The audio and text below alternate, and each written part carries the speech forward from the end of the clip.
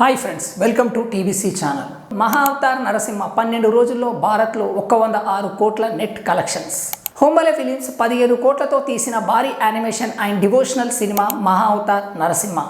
Star హీరోలు లేరు, భారీ బడ్జెట్ కాదు, పెద్దగా ప్రమోషన్స్ కూడా లేవు. అయినప్పటికీ మహా అవతార్ నరసింహ బాక్స్ ఆఫీస్ వద్ద సంచలనం సృష్టిస్తోంది. ఈ సినిమాకు ప్రమోషన్స్ లేకపోయినా కేవలం మౌత్ టాక్ ద్వారా దూసుకుపోతుంది.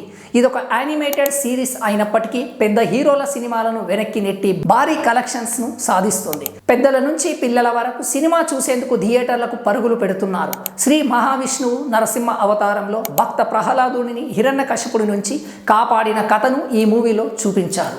ఒక ఆధ్యాత్మిక కథాంశాన్ని అందరికీ అర్థమయ్యేలా అద్భుతమైన విజువల్స్, యానిమేటెడ్ ఫార్మాట్లో చూపించిన విధానం ఆడియన్స్ని అట్రాక్ట్ చేసింది. భారతదేశంలో యానిమేషన్ పెద్దగా ఆడని జానర్ అయినప్పటికీ మంచి స్టోరీ మేకింగ్ ఆడియన్స్ని అట్రాక్ట్ చేయగలదని మహా అవతార్ నరసింహ నిరూపించింది.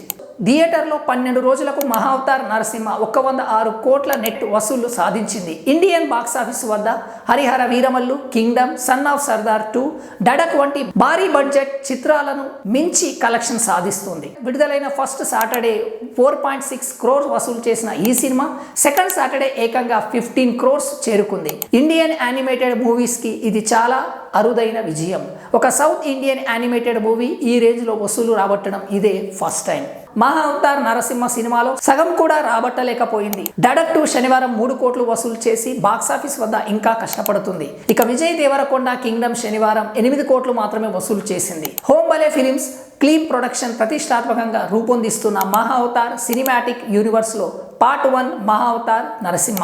ఈ ఫ్రాంచైజ్ ద్వారా శ్రీ మహావిష్ణువు 10 అవతారాలను ఆడియన్స్ ముందుకు తీసుకురాబోతున్నారు. ప్రతి ఇయర్ ఒక అవతారం చొప్పున 2035 వరకు వరుస లైనప్స్ ప్లాన్ చేశారు. ఇంతకు ముందు హోంబలే ఫిలిమ్స్ కల్కి, కేజీఎఫ్, కాంతారా వంటి బ్లాక్ బస్టర్ సినిమాలను ప్రొడ్యూస్ చేసింది.